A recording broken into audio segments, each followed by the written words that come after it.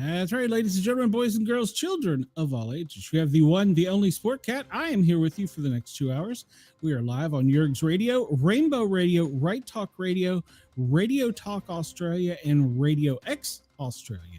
I encourage everybody to come over and find us on YouTube, where we are the Paranormal Guys with a Z, and join our chat because, well, we have some great people in here today. We have Denise, we have the wonderful, beautiful, and talented Cheyenne, and let's see, Chris is in here. Wendell is in here as well. Welcome, Wendell. Welcome.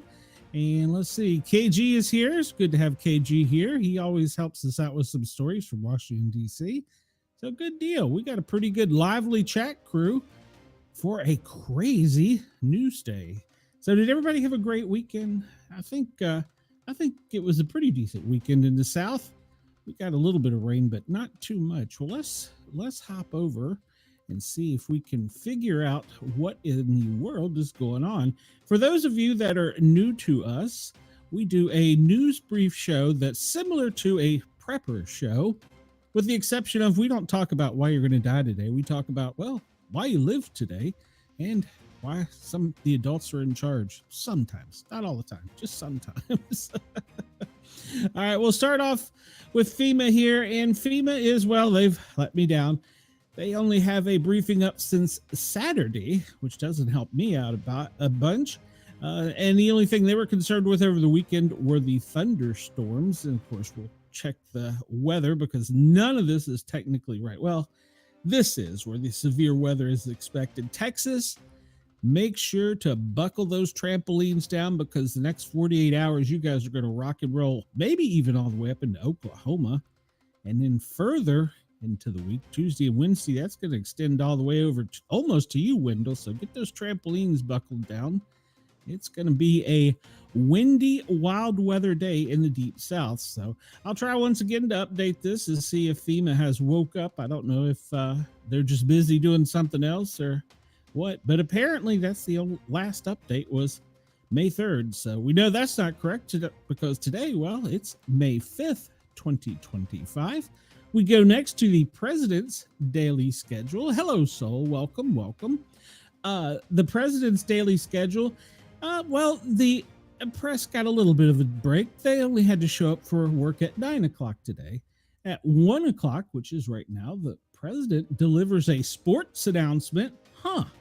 Wonder what that could be. Well, I might give you a little insight to that. It could be breaking news. I wonder if it'll be what's trending. Then closed press, 3 o'clock, the president signing even more executive orders. Good times.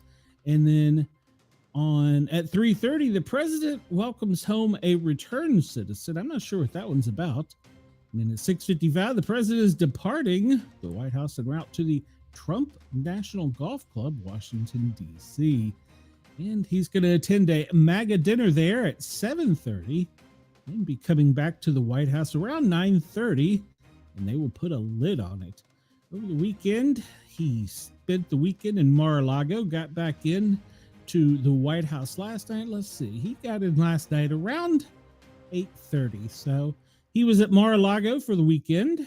I'm sure that he enjoys his time there. I would if I had the hardest job in the world. Yes, everybody, please hit that thumbs up button. It helps spread us out to the, I don't know, YouTube media, whatever you call it. I don't know. This site sometimes annoys me. This is our current DEF CON level. And, well, sometimes it gets a bit squirrely on me. All right, so we'll go back for a couple days since we were off. Let's see. Let me make this larger here. All right, so this is just them basically the system announcement telling you how their system works. You can go over to defconlevel.com and get updates. So over the weekend, May 4th, joint U.S. Somalia operations against al-Shabaab and ISIS Somalia from March 3rd through May 4th. And then the African Command is going to conduct multiple airstrikes, including those targeting ISIS Somalia in Basano. I don't know. They killed some people in Africa, apparently. So they've got some ongoing operations in Somalia against Al-Shabaab in ISIS. I don't know why we're telling them the days we're going to do it, but apparently it's going to be between March 1st and May 4th. And then on May 4th, the analysis, China Coast Guard helicopter intruded in Japanese airspace, represents a significant escalation in the long-standing territorial dispute between Japan and China. And over the Senkaku, I don't know how to say it, islands known as the Diaoyu Islands. And then on May 4th, sirens sound after missile launched from Lemon was bombing people from Yemen. I hit the wrong button again. Why do I keep doing that? Yemen was bombing Israel on May 4th, and so sirens were launched. Reports of fallen projectiles in central Israel. So, all right. Let's see. We went back. I'm trying to see how far back we went. I think we're caught up there. And then update May 5th, current geopolitical climate. The United States continues to carry out 24/7 strikes on the Houthis in Yemen. In the current political climate, we recognize that our commitment is neutral and factual, therefore reporting often draws criticism. This site often draws some serious criticism. We understand that not everybody agrees, but our primary goal is to remain accurate. And if they say you have something you want to report or tell them, email them, message them. Right there on the center of the screen is their, what do you call it? Their QR code. I'm having a cramp. Let's see. I'll make sure there's nothing else that I missed. And I think we got it. They're still concerned about targeted terrorist attack. I looked through the terrorist warning attack, and everybody is either at substantial or likely. That's something. And this is the whole world. So this is the whole world. Hello. Harley, how are you? I'm having a cramp. I thought Lemon was being bombed. Let's see. Sometimes wonder if Andy is influenced enough to change the DEFCON level with his activities. Well, he's close enough. So, but yeah, I looked and seen that everybody, almost all continents, is substantial, elevated, or more likely to have a terrorist attack. Of course, New York, Washington, D.C., California, any major metropolitan area, or anything that gets a lot of people. We'll talk about that in a bit. Let's hop back over here to our news segment. Let me see if I can find it and find out what today is. Well, today, we said, was May 5th. It's National Silence the Shame. It's National Calendar Day to silence the shame. Okay. Cinco de Mayo, if you celebrate that. National Astronauts Day. Melanoma Monday is the first Monday in May. National Hoagie Day. Everybody go get a steak sub today. National Totally Chipotle Day. We'll put some Chipotle on your hoagie. National Cartoonist Day. All right. Well, that's today. Let's see what else we have for today. We talked about National Hoagie Day, Cinco de Mayo. It's Buddha Day if you celebrate Buddhism. It's Children's Day in Hawaii.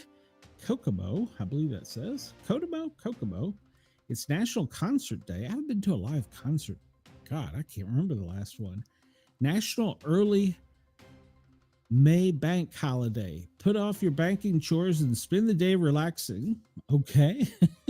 It's National Europe Day. Great Lake Awareness Day. Well, everybody up in the Northeast should be working on that. Maybe they can go out and find Champ in Lake Champlain. Hug a Shed and Take a Selfie Day. Interesting. Well, I will go hug my shed later. And Indian Arrival Day in Ghana. International Midwives Day. Liberation Day for the Netherlands from WW2. Talked about Melanoma Day. It's a good question, Wendell, that I do not know the answer to. I'm sure we can find it. Museum Lovers Day. If you're in Washington, D.C., the Smithsonian's are some of the best museums in the world. It's National Nail Day. Well, I usually chew on mine, so I don't guess it matters.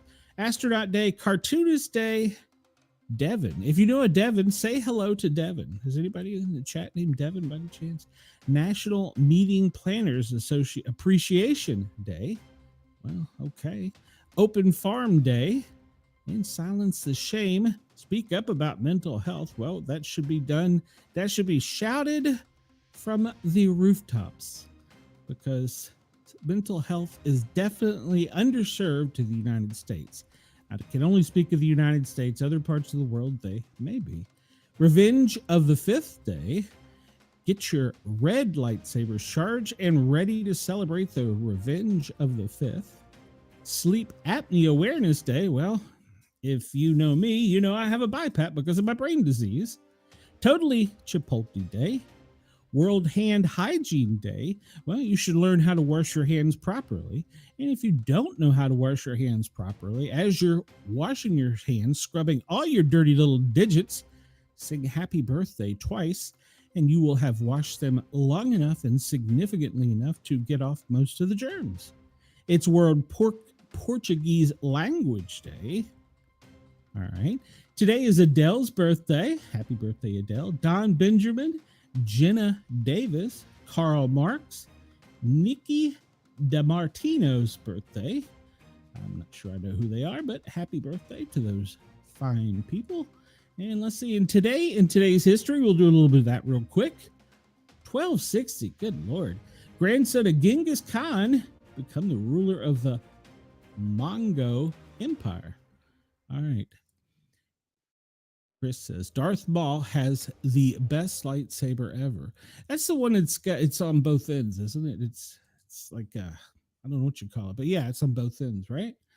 1893, Panic of 1893 causes a large crash in the New York Stock Exchange. Well, I was listening to a show just before coming on today, and that's what the guy was saying. Oh, there's going to be a crash. We're all going to die. We're going to be broke. Blah blah blah blah. Yeah, okay. We'll see at 4:00 how his what do you call it? How he called it. See if it was right. 1941, Ethiopian Empire Haile Selassie returns triumphantly to Addis Ababa. West Germany is granted full sovereignty. 1965, first large-scale U.S. ground units arrive in South Vietnam. 1980, I remember this, siege at the Iranian embassy in London ends when the SAS and police storm the building. 1981, 66 days of hunger strike. 26-year-old provisional IRA member and British MP Bobby Sands died in prison. 9 more hunger strikers died in the next 3 months. Today in film, 2018, Childish Gambino released the music video to the new single, This Is America. I don't remember that one. In 1891, Music Hall, which is now called Carnegie Hall, is opened in New York City. Interesting. I did not know it was that old. Today in sports, 1904, Cy Young pitches the first perfect game in modern baseball as the Boston Americans beat the Philadelphia Athletics. 1969, Milwaukee's Bucks #1 draft pick in UCLA center Law Iski, which is now Kareem Abdul-Jabbar, was drafted. Okay. That was, wow, 1960. That seems like yesterday. All right. What else see? What else is today? Let's see. We're going to skip ahead. Today, historical events for today. Let's see. Let's just come up a little bit faster in history. 1864, Battle of Wilderness in Virginia, the Fort Wilderness Tavern. In 1864, campaign in North Georgia, Chattanooga to Atlanta. 1865, the first U.S. train robbery occurs. Sitting Bull in 1877, well, he headed to Canada. Well, ironically enough, there's many Americans doing that now. What does this say? Chris says Cheyenne thinks that Glenn saw the first Cy Young game. No, I did not. We talked about Carnegie Hall opening. I bet you if you had his if you had his baseball card, you'd have something. African military pilot in 1917, Eugene Bullard gains his pilot license in France and becomes the first African American military pilot in the French Air Service. The Communist Labor Party was banned in 1920 by President Woodrow Wilson. And let's see, John Scopes arrested for teaching evolution in 1925 in Tennessee, where I happen to be located. Cobb 6 for 6. Detroit center fielder Ty Cobb goes 6 for 6 with 4 runs, 5 RBIs, and 16 TBs. I don't remember what TB is. And Tigers 14-8 win over the Browns at Sportsman Park. Quick, Chris, what is a TB? I'm having a cramp. 1947, Mississippi Valley flooding killed 16, caused $850 million in damage. 1947, that was a lot of money. In 1949, KGO TV, Channel 7, San Francisco, begins broadcasting. 1951, Cole Porter's musical Out of This World, an adaptation of Titus Plattus's mythological comedy starring George Gaines, closes in New York City after 157 performances. Total bases. Thank you, Chris. I was having a brain cramp. So he went 6 for 6. He had 4 runs, 5 RBIs, which is a run batted in, and 16 total bases. There we go. And it was one of those, I just couldn't think of it.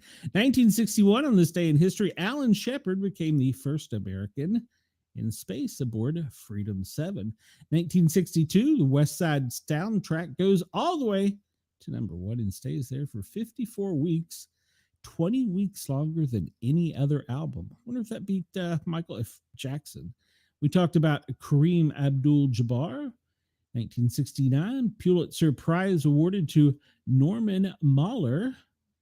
And the Kentucky Derby, it was the 99th Kentucky Derby in 1973, and Secretat won award. I believe over the weekend, Prosperity won. Is that right, Chris? I think it's who won. 1973, Columbia Records releases There Goes Ryman Simon, the third solo studio album by American singer-songwriter Paul Simon. That goes back a minute. 1975, the A's released pinch runner Herb Washington, who played 104 games without batting, pitching, or fielding. He did steal 30 bases and scored 33 runs. Well, I got to say, that's a pretty good career if you were released after being in 104 games, and that's pretty much all you did. Basically, he was a fast runner. 1973, good Lord, the MLB, the Cincinnati Reds, Pete Rose becomes the 14th player to get 3,000 hits, and he still deserves his spot in the Hall of Fame. 1988, Eugene Marino installed his first African-American Catholic archbishop in Atlanta, Georgia. 1989, Mike Tyson gets his second speeding ticket for drag racing in Albany, New York. I did not know he was into drag racing. All right. 1989, national release of Field of Dreams, a sports fantasy movie based on W.P. Kinzel's novel Shoeless Joe, starring Kevin Costner, James Earl Jones, Ray Liotta, and Burt Lancaster in his final film role. Interesting. And that is going to be a classic movie one day. Today in music history, 1992, American country singer Tammy Wynette was hospitalized with bile duct infection. 1994, Joan Rivers and Aaron Sanders stage comedy Sally Marr and Her Escort, starring Joan Rivers, opens at the Helen Hayes Theater in New York City and ran for 50 performances. 1999, that seems like yesterday, the 34th Academy of Country and Music Awards were to Garth Brooks, Faith Hill, and Tim McGraw, who are all still kicking. 2007, the Kentucky Derby, which was 133rd at that time, Calvin Borel avoided the second favorite street since wins on his home track in front of special guest Queen Elizabeth. Home Before Dark in 2008, American or Columbian Records releases Home Before Dark by Neil Diamond. I do not remember that one. 2015, Traveler debuts his album by Chris Stapleton, and it gets a Grammy Award in 2016. Knighthood, 2017, Anna Wintour, the editor of U.S. Vogue, is made a dame by Queen Elizabeth at Buckingham Palace.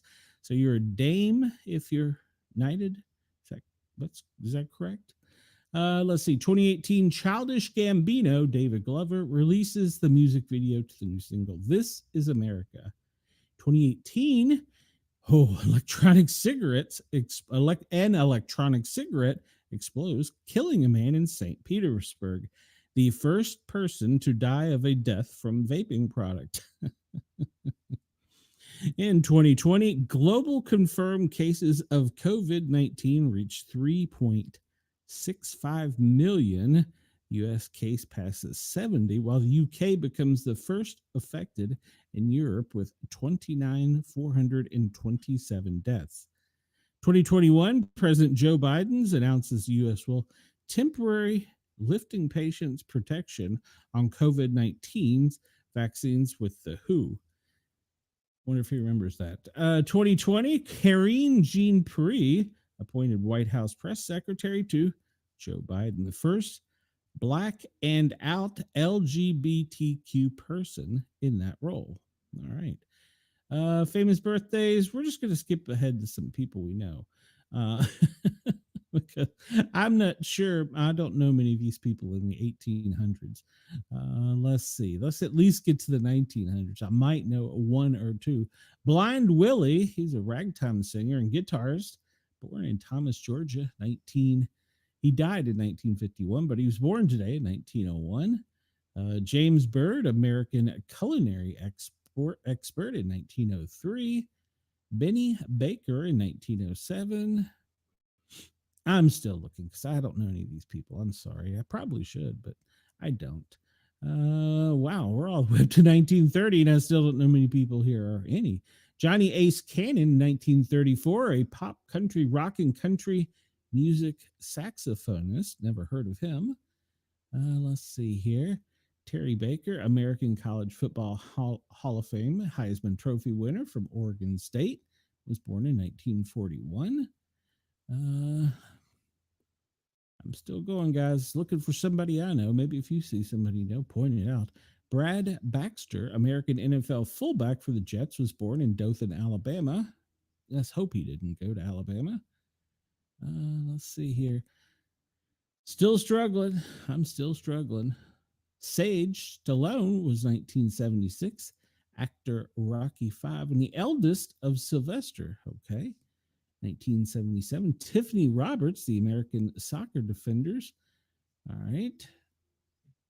And I'm still struggling. Man, I don't know anybody. 1984, Eve Torres, American actors and professional wrestler, three-time WWE Diva Champion, was born in Boston. And Brooke Hogan in 1988, American pop singer, undiscovered, and television personality. Brooke Knows Best was born in Tampa, Florida.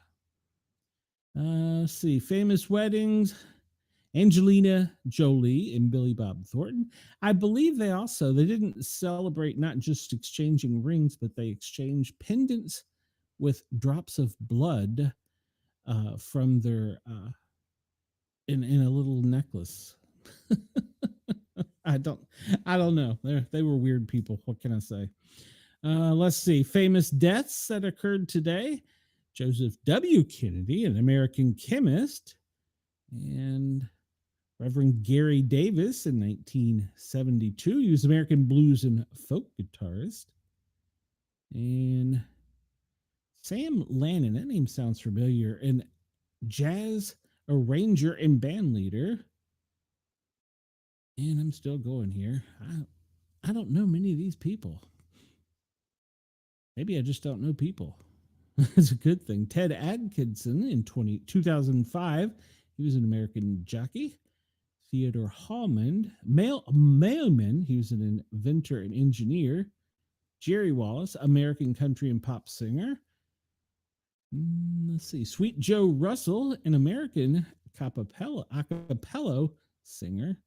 All right, well, I'm striking out here. Howard Sweet Pea Atkinson, an R&B singer. And George Jung. Who's George Jung?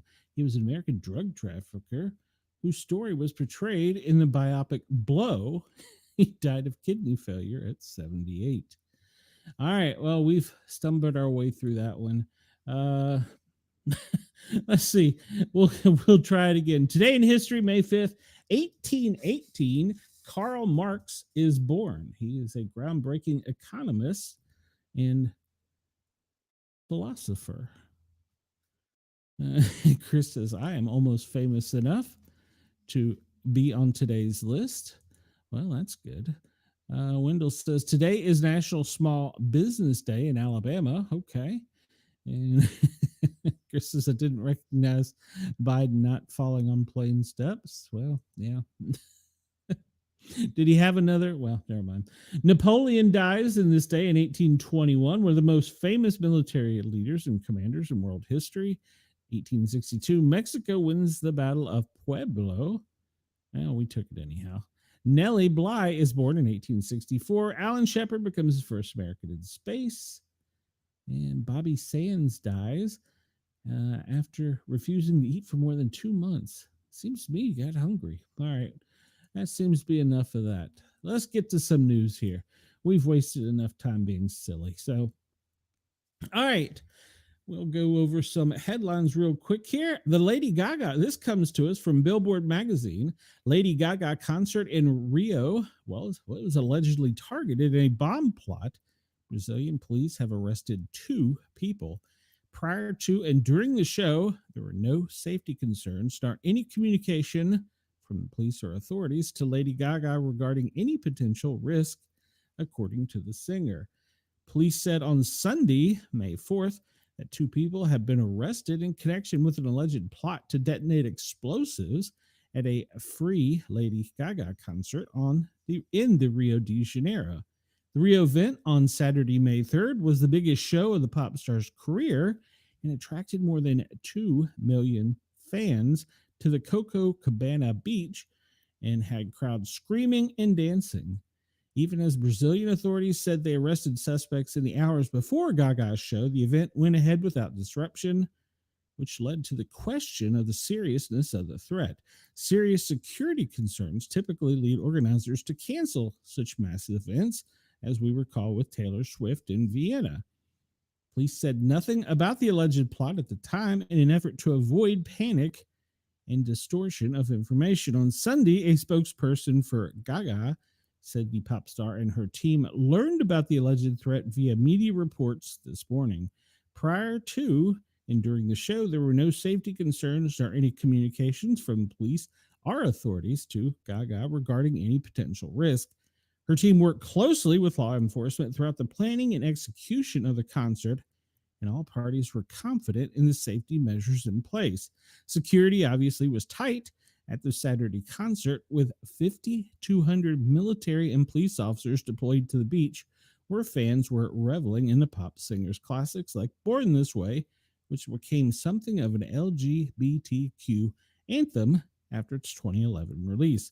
Rio de Janeiro State Police and Brazil Justice Ministry presented the bare outlines of a plot they said involved a group that promoted hate speech against the LGBTQ plus community, among others, and had planned to detonate homemade explosives at the event.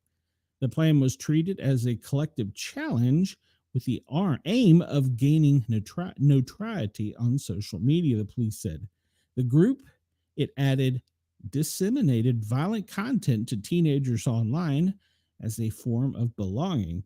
Authorities arrested 2 people in connection with the alleged plot. A man described as the group's leader in the southern state of Rio Grande on illegal weapons possessions, and a teenager in Rio on child pornography. Police did not elaborate on their exact roles in the plot or how the group came to target Gaga's concert. Those involved were recruited, including teenagers, to carry out integrated attacks using improvised explosives and Molotov cocktails, according to police. Justice Ministry said that it determined the group posed a risk to public order. Said the group falsely presented themselves online as, quote, little monsters, which is Gaga's nickname for her fans, in order to reach teenagers and lure them into networks and violence and self-destructive content. The ministry said there was no impact on those attending the open-air concert. During a series of raids on homes of the 15 suspects across several Brazilian states, authorities confiscated phones, electronic devices. They believed homemade bombs were intended for use in the planned attack, and there was no mention of the raids turning up any weapons or explosive materials. Gaga has expressed sincere gratitude for the enormous crowd in an Instagram post, said nothing about the alleged plot. Nothing could prepare me for the feeling I had during last night's show, the absolute pride and joy I felt singing for the people of Brazil, she wrote. The sight of the crowd during my opening song took my breath away. Your heart shines so bright, your culture so vibrant and special. I hope you know how grateful I am to have shared the historical moment with you. Her free beach concert stood out at a time surging ticket prices for live music around the world as concert goers pay budget-busting costs to see their favorite artists. Rio's done this before. Last May, superstar Madonna performed the finale to her latest world tour for some 1.6 million fans on the sprawling sands of Copacabana Beach. And Madonna still performing? Good Lord. I saw that she was outed by the media over the weekend where her 29-year-old boyfriend apparently had a birthday party and she showed up in a shimmy just with nothing but a bra and underwear on. So if you want to go see that, check that out.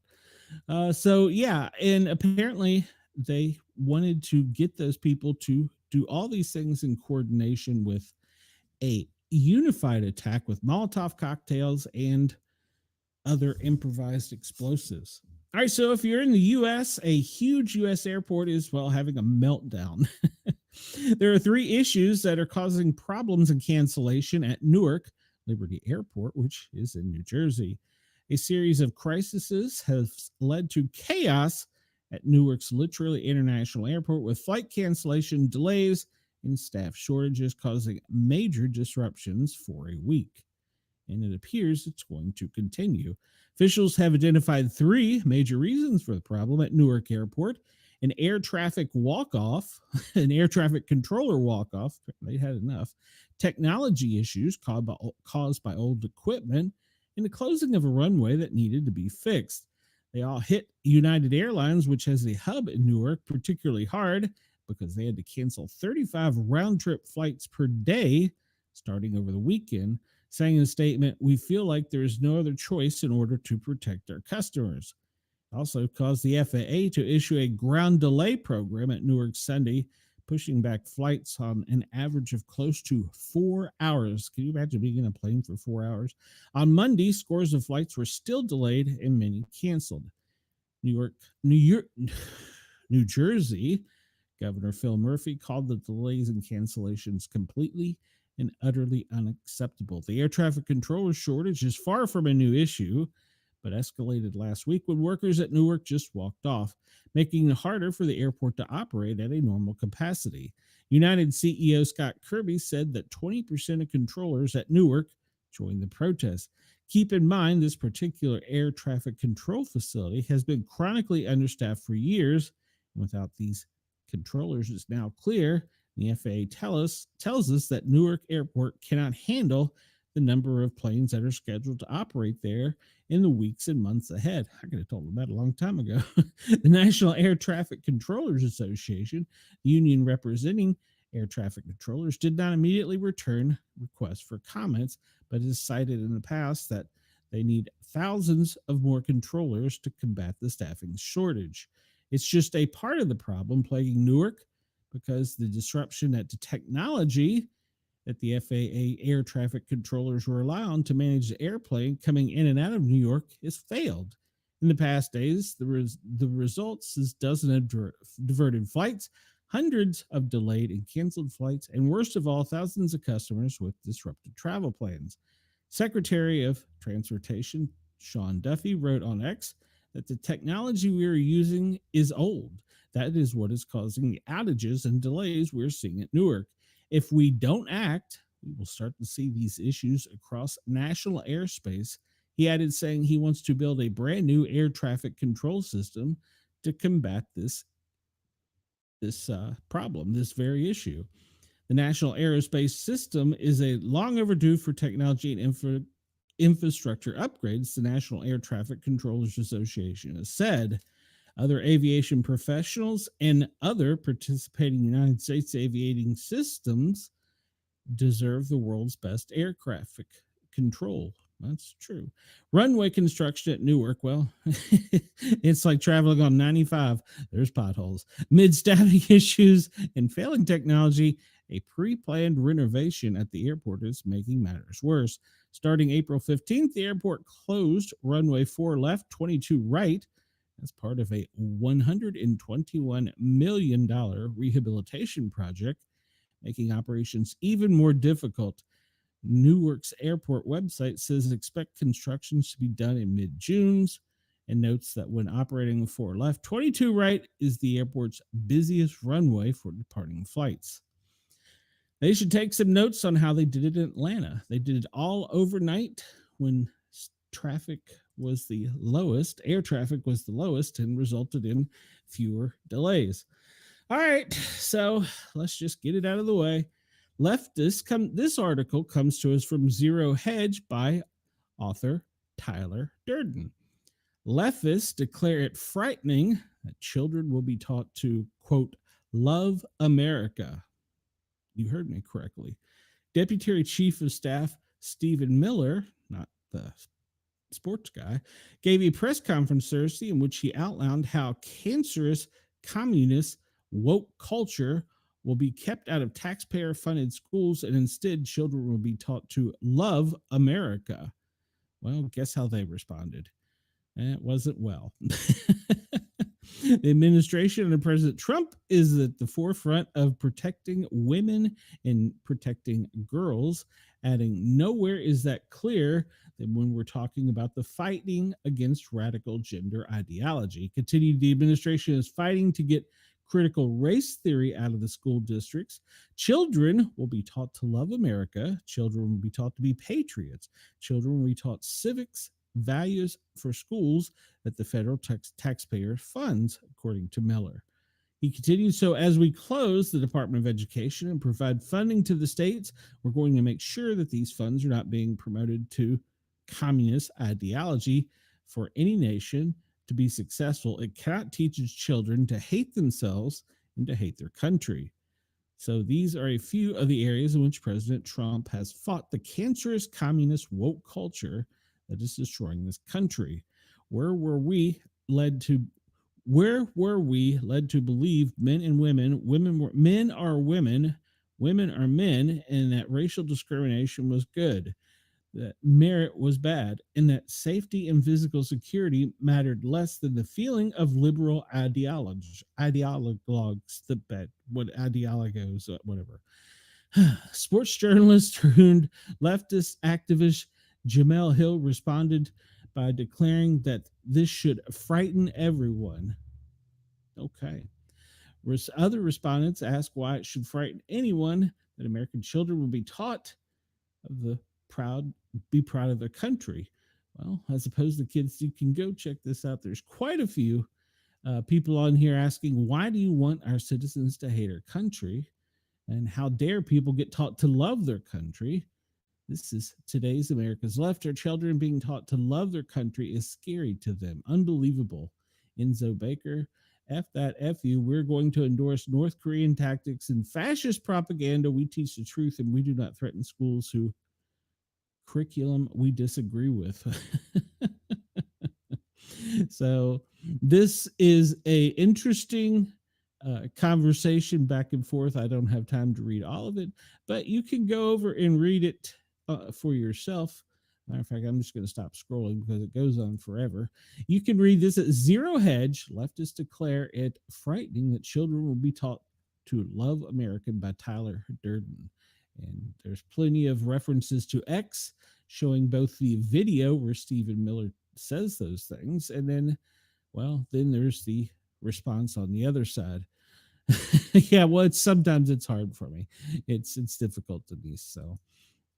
Chris says, Chris says 4 left, 22 right was a kick-ass runway. Rest in peace.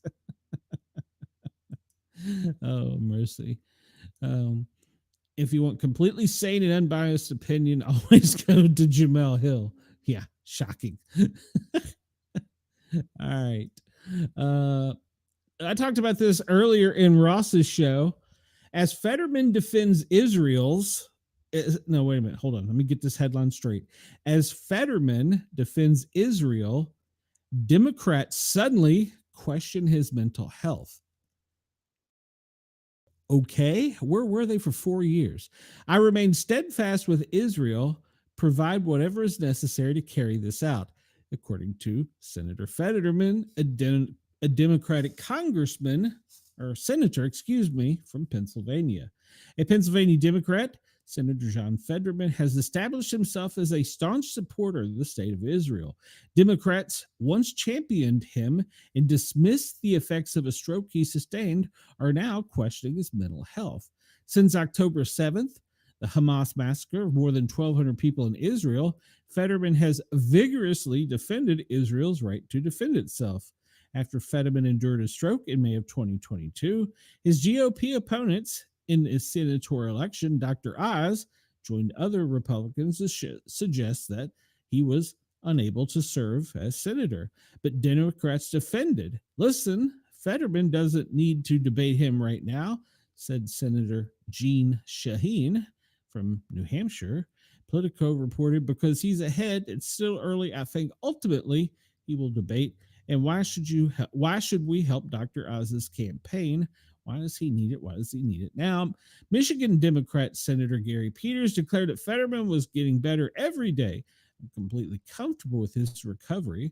Pennsylvania Senator Bob Casey stated that he had visited 36 Pennsylvania counties and didn't hear a word about the question of his recovery from a stroke being impediment to being either a good candidate or a good senator. There's no great mystery about whether or how well Fetterman speaks. You can watch him do so regularly on television. New York Magazine wrote in October of 2022, every week he makes fewer mistakes, stumbles a bit less, and gets clear and more relaxed. Well, this week, the New York Magazine wrote, John Fetterman insists he is in good health, but staffers past and present say they no longer recognize the man they once knew. Former and current staffers paint a picture of an erratic senator who has become almost impossible to work for and whose mental health situation is more serious and complicated than previously reported. No one is saying every controversial position. Let me rephrase that. No one is saying every controversial position, for example, his respectful relationship with Trump, stems from his mental health, but it's become harder for them to tell which ones do. Much of the New York Magazine article focuses on Fetterman's tough pro-Israel stance. It wasn't until October 7th that it became clear Fetterman was the most outspoken Israel hawk in his party, offering constant and unconditional support for the military action in Gaza. Early on in the conflict, 16 of his former campaign staffers wrote a letter anonymously saying they found his full-throated support for Israel to be a gutting betrayal. The article implied that Fetterman's support for Israel affected his mind, writing the endless fights over Israel, which saw Fetterman draw further into himself, conceded with setbacks in his recovery regime. But Fetterman is not backing down. On Sunday, responding to a headline in Reuters, Iran says it will strike back if the U.S. or Israel attack. Fetterman fired back on X. We cannot negotiate with Iran. It's time to destroy their nuclear nuclear program and neutralize the remaining capabilities of its proxies. I remain steadfast with Israel, provide whatever is necessary to carry this out. You can see his post on X. So there you go. Suddenly, he has a mental illness. Suddenly, he has a mental illness. But where were they for 4 years? Oh, speaking of which, Biden. This comes to us also from our friends at Zero Hedge. Author Tyler Durden. The headline, Biden used autopen. Okay, hold on. Biden autopen use increased as cognitive declined and deepened, according to analysis. Chris says, the idea that they're pulling the same shit again after doing it with Biden for 4 to 8 years shows exactly how stupid they believe we are. Voila! The Oversight Project has released a disturbing new finding showing an apparent correlation between the increased use of the autopen signatures and Biden's worsening mental decline. The group previously found that 2 different autopens were used, pointing out that Neera Tandem was the White House staff secretary when Biden autopen pardons from his golf course in the U.S. Virgin Islands. An organization released further analysis finding that Biden's pardons were family members, Anthony Fauci, General Milley, and committee members, J6 committee members, and Gerald Lungen were all auto-penned. Now, further analysis of the executive order signature shows an increased use of the auto-pen as Biden's mental and physical decline accelerated, according to the group. The findings show that Biden used a wet signature on every single executive order during his first 18 months in office. However, this radically changed in the spring of 2022, when around half of the orders were auto-penned. By the summer, 100% of the orders were being signed by auto-pen. In 2023, 2/3 of the orders were auto-penned, and in 2024, that figure rose to 3/4 before again hitting 100% in the last days of his presidency, 2025. The Oversight Project notes, our investigation highlights several executive orders that are particularly concerning due to their political weight. These orders, all signed with autopen, address sensitive issues such as national security, public health, and military justice. And they list the executive orders: 14097, 14098, 14114, 14118, 14122, and 14130.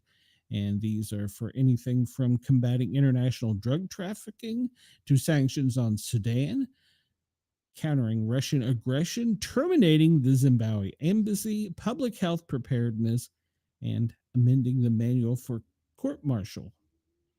And Trump pinpoints Biden operative who most of all should be jailed. Trump declared that the pardons issued by Joe Biden in the final days of his, quote, fake presidency, his words, should be void because he didn't sign any of them. That's going to be taken up by court, I'm sure. So you can go check out this article and see what you think, because they show auto pen and wet pen is what they're calling it, examples according to their reporting. So check that one out. All right, so we'll pick on the other guys so that we're fair here. There's a couple of them. People just do not realize when he's trolling them. Catholic leaders criticize Trump for posting an apparent AI photo of himself as the Pope. Some Catholic leaders, and at least half the U.S. Catholic group, are criticizing. There's a key word there.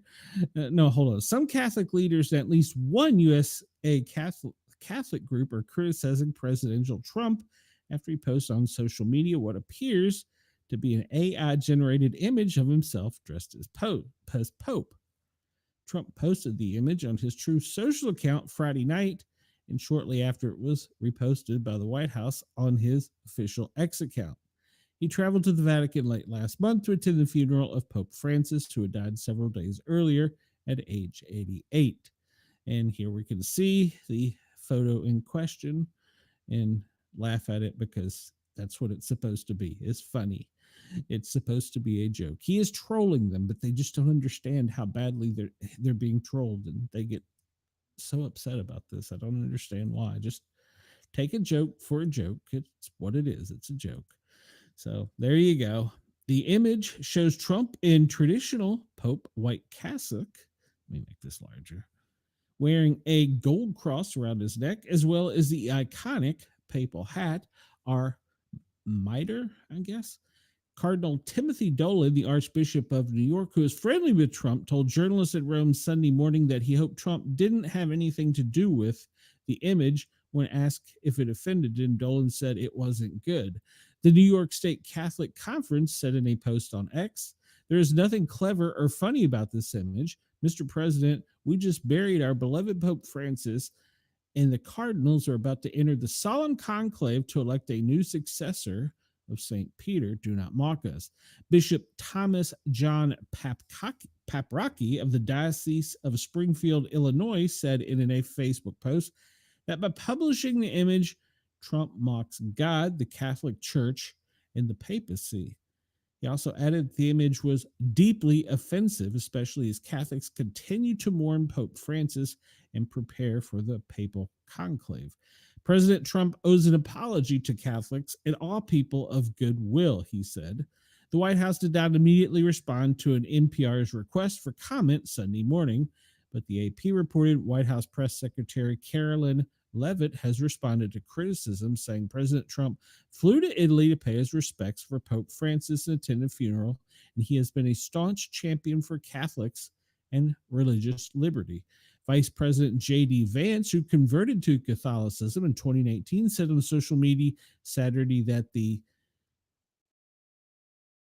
AI, as a general rule, I'm fine with people telling jokes and not fine with people starting stupid wars that kill thousands of my countrymen.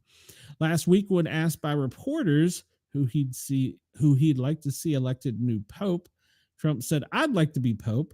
That would be my number one choice," before adding, "No, I don't know. I have no preference. I must say we have a cardinal that happens to be out of a place called New York who's very good," an apparent reference to Dolan. So there you go.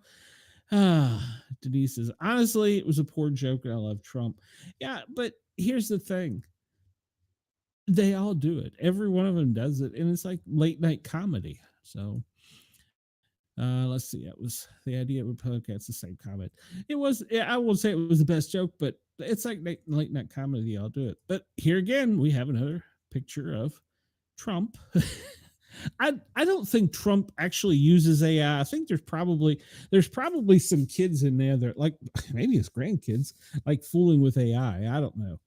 The White House says President Trump represents new hope, but Star Wars fan quickly pointed out that the White House social media post celebrating Star Wars Day feels a little bit more Sith style. Now, you Star Wars people will have to explain this to me because I'm not exactly sure what that means. The big picture, the meme-heavy, provocative communication from the White House pages, coupled with a new Drudge Report-style site for a pro-Trump stories with the president's own social media stunts, have displayed a sharp shift in the official communication of the U.S. government. Driving the news, the White House shared what appears to be an AI-generated, I would think it's AI-generated, so with a heavily muscled and veiny arms flanked, this is talking about Trump, and flanked by two bald eagles wielding a lightsaber to celebrate Star Wars Day, which is celebrated on May the 4th. Happy May 4th to all, including the radical left lunatics who are fighting so hard to bring Sith lords, murderous drug lords, dangerous prisoners, and well-known MS-13 gang members back into our galaxy. You're not rebellion, you're the empire, the Post read. Well, one issue, Trump's lightsaber in the image is red. A long time ago in a galaxy far away, lightsaber's color suggested who could be trusted and who had fallen to the dark side. In filmmaker George Lucas's words, good guys are green and blue, bad guys are red. Darth Vader and Darth Maul and Kylo Ren all used red sabers. Anakin, pre-Dark Side, and Luke Skywalker carried blue and green ones, respectively. Jedi Master Mace Windu did carry the coveted purple weapon, but among the most common colors, blue, green, and red, even casual fans recognize the trend. So this is a friction point. The White House posts left users battling for the high ground in the comments. Some argue that the Republican color is red, therefore the red lightsaber. Others insisted the image in the photo, the lightsaber, is orange. There are plenty of other colors a Jedi saber could be, other than the Democrats' favored blue, like green, purple, even yellow. Whether the decision was intentional or if AI chose, the saber's color remains unknown. Yes, but the DoD Rapid Response account, however, depicted Trump gripping a green lightsaber while Defense Secretary Pete Hegseth carried a blue one. Zoom out. This was the second time in 3 days the White House shared an AI-generated image that stoked controversy. And then they talk about he shared how he'd like to be the next pope. The bottom joke, a seemingly silly debate underscores a broader conversation, at times jarring departure from traditional White House communications and sharing of AI-generated images. So, no apologies needed, Denise. I respect your opinion. I do. I respect your opinion very much so. So no apologies needed. So here is the picture of Donald Trump holding a lightsaber. I don't know. My screen's got a direct light on it, but it does look red to me. So for what it's worth, I don't know that the colors matter, but anybody can look at this picture and know that is not Donald Trump. Can you imagine his golf swing if he had those arms? Good Lord. I wouldn't want to play against him. So if AI did it with all the negative press Trump gets, it would make sense that AI would select a red saber for him. Okay, that's a good opinion. That's all right. I can go with that. So we'll stay with, good Lord, let me stop hitting the wrong button. We'll stay with a little bit more news here for a minute because this is interesting and probably got something to do with the press conference later today. All right, so we're not doing too bad. Stephen A. Smith responds to Donald Trump's endorsement. So if you don't know who Stephen A. Smith is, he's a longtime NBA commentator and ESPN host.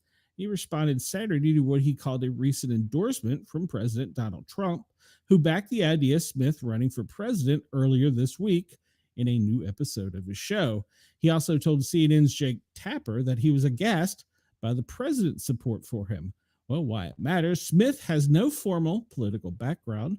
He appeared at News Nation Town Hall hosted by Chris Como alongside commentator Bill O'Reilly earlier this week. During the event, O'Reilly phoned Trump and asked if he had any advice for a potential Smith presidential run.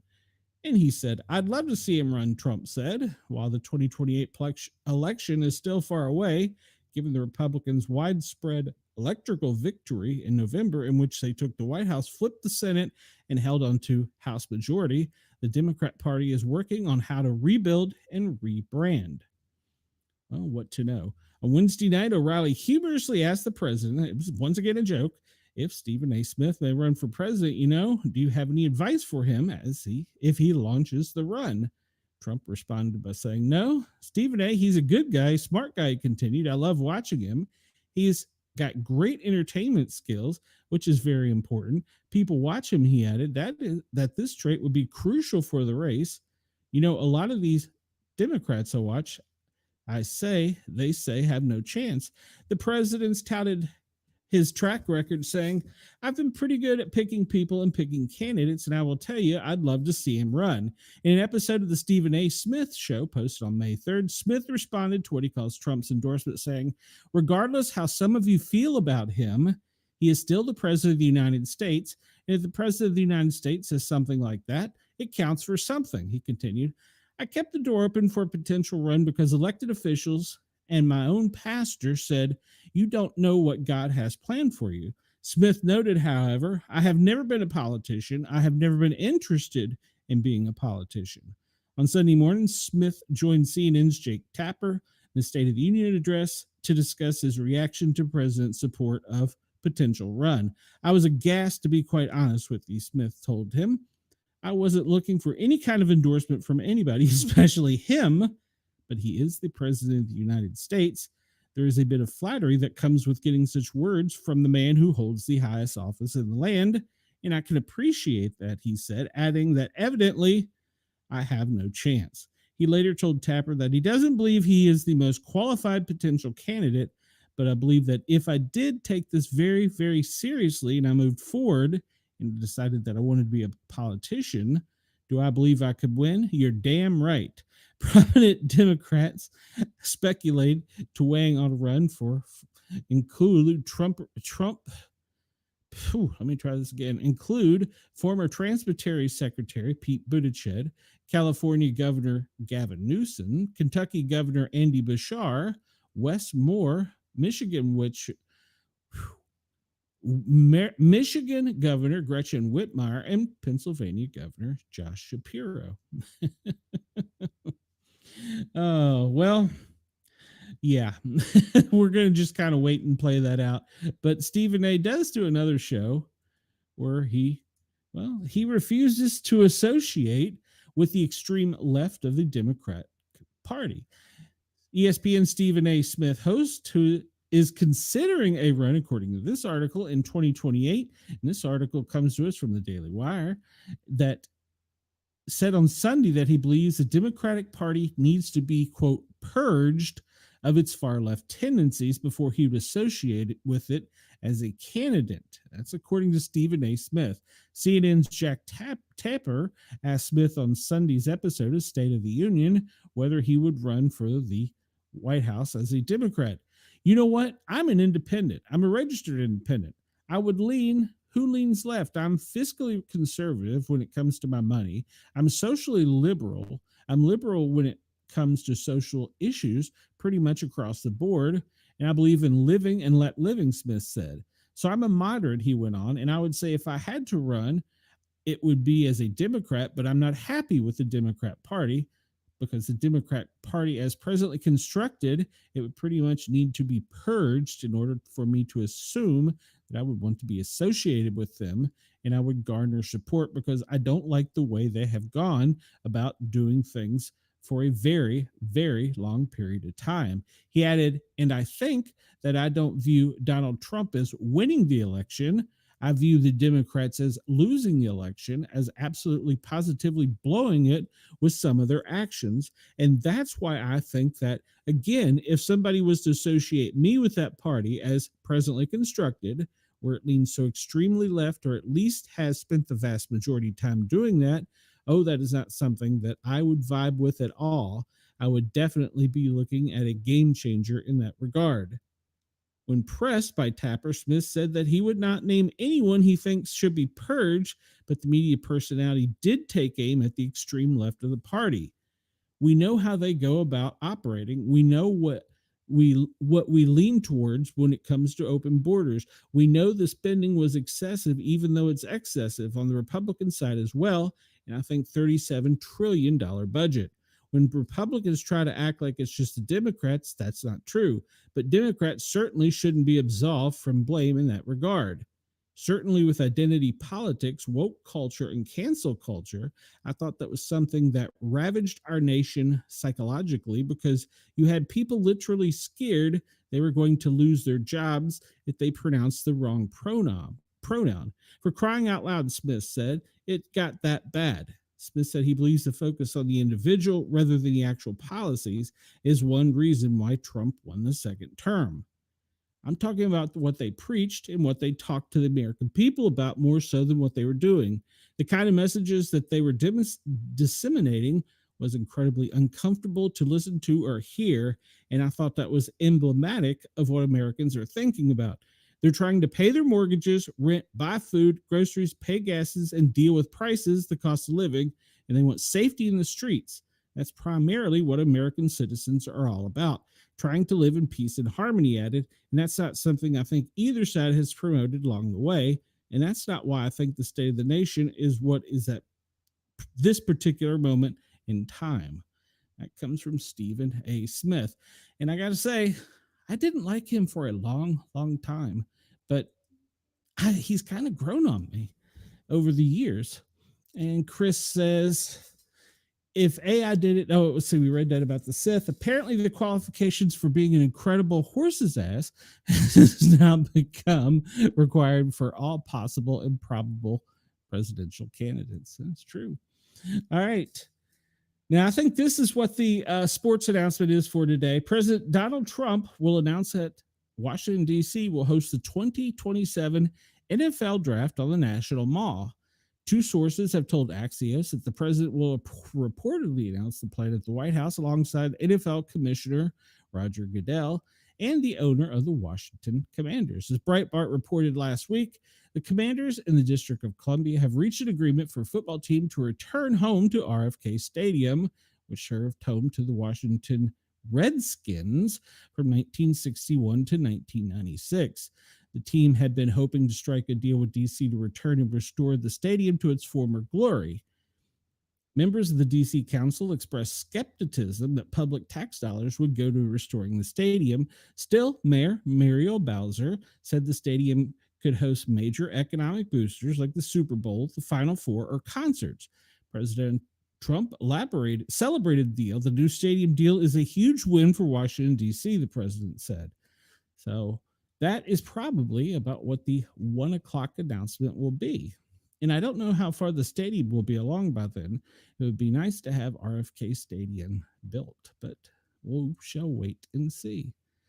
Let's see. How are we doing on time here? Yeah, we're running a little close. So let's just hop out of this for a while.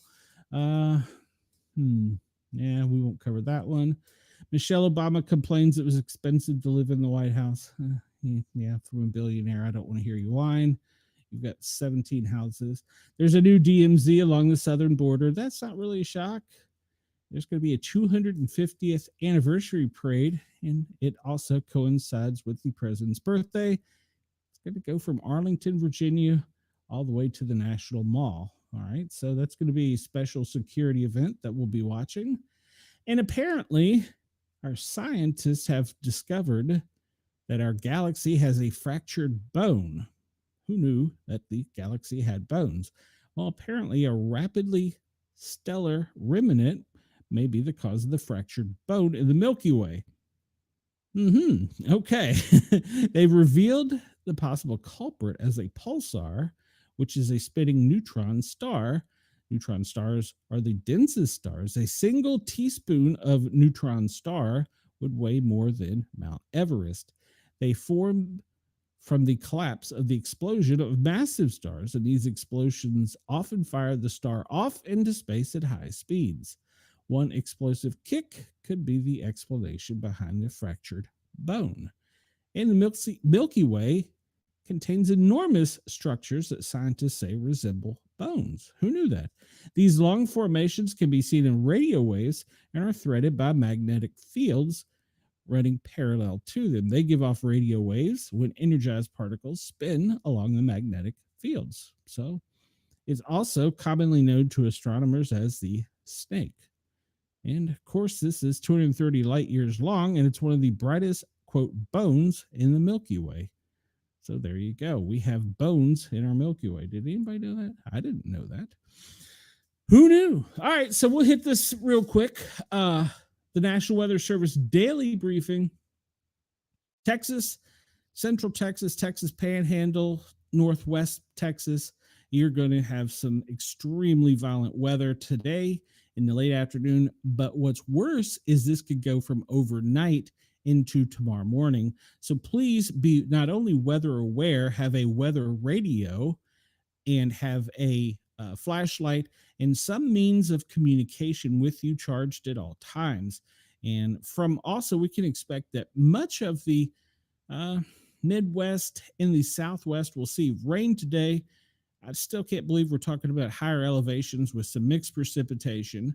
And then later tonight over in the Ohio Valley, when I say tonight, I should say afternoon and tonight, all the way extending along that 95 corridor in D.C. down into the Carolinas, could see some significant weathers. I think the chance of a tornado over there is less likely, but always be weather aware. And then down on the Florida, on the East Coast, you need to be worried about some severe weather and, due to your location, a possible tornado.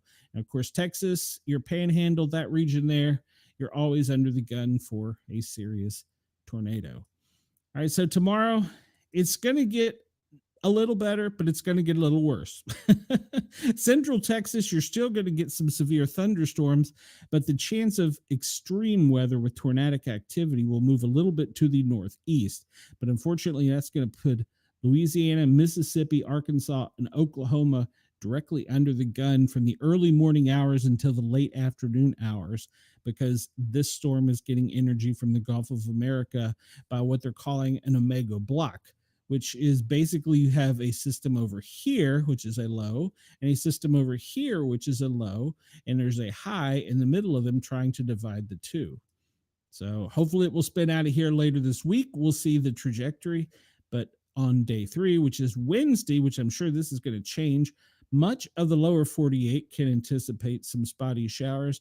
Louisiana, Mississippi, lower Alabama, you can anticipate some heavy rainfall. So keep your eyes and ears, be weather aware, because crazy things are aloft. All right, we'll look at the current radar for down under in Australia. It's relatively going to be a cool and mild day, a little gusty down in South Australia. In the Northern Territories, it's going to be nice and cool and balmy. Most of the rain shower will be along the Brisbane, Sydney region, but most of it will be offshore, so it's not going to be very effective. Up in the north, it's going to be pretty dry, as to the west as well. Look at the anticipated precipitation totals, and there's only a bit of precipitation slightly in Queensland on the southern coast, but it's not anticipated to be anything sincerely big. It's supposed to be pretty calm and breezy day in much of the country, especially to the south side of the country. Temperatures currently, we're looking at this in Fahrenheit, and Perth is 58. Up in the northwest, in Broome, it's 80. Up there in the far north at Darwin, it's 79. Over on the East Coast, it's in the 70s. Brisbane is at 59. Get down to Sydney, it's currently 63. Melbourne, 59. Please forgive the under the gun reference, mighty YouTube masters. Yes. Please forgive us for what we have sinned. We'll skip up here to the U.S., at least the lower 48, and see what the current temperatures are. Currently in Washington, D.C., it is 70 degrees. Atlanta, 67. It's a little cool in the south. 73 in Jackson, only 79 in New Orleans. Tampa, you in Jacksonville get the hot spot for today. Only over the next warmest spot will be on the other side of that Omega block in Odessa at 81. Along the West Coast, Seattle 57, Yakima 65. Down in Grants Pass, it is, what is it? Hold on, let me pull up here. Grants Pass, it is 59. Crescent City, you're looking at somewhere around the 60s. Over in the middle of the country, we'll look over here at Omaha, 75. Sioux Falls, 76. Kansas, 72. You can see a little warm front trying as it's getting that spinning energy from the low that's trapped the cold over in Chicago, St. Louis, where it's in the 50s. Louisville in the 50s. Columbus, 61. So you can see a little cold trapped by that little spinning cycle there. We'll get a better picture when we look at the wind. And Salt Lake City, 55. Anchorage, 46. 32 in Unalaska. All right. This is the rainfall and potential for tornadic activity. Today, it's pretty much in central to northwest Texas is where the highest chances are. Remember, going into overnight, that's going to continue as this map shows. And then tomorrow, the chance for the tornadic activity, I sense it's going to be kind of slight, but it'll be up in the Ohio Valley, extending over to the coast, the mid-Atlantic coast, going down the 95 corridor into the Carolinas. Slight chance, but it is still a chance there. and then as well as in Florida along the I-95 Route 1 corridor on the East Coast.